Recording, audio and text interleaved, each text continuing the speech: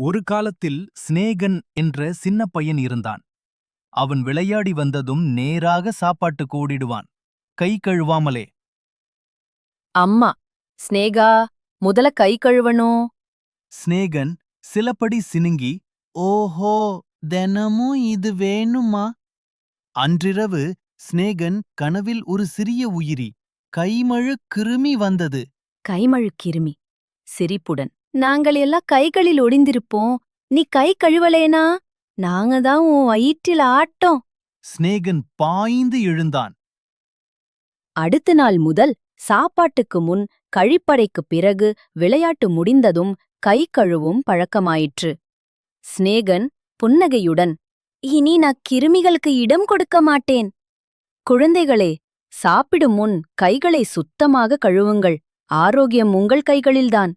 நீங்கள் சிறந்தவராக வளருங்கள்.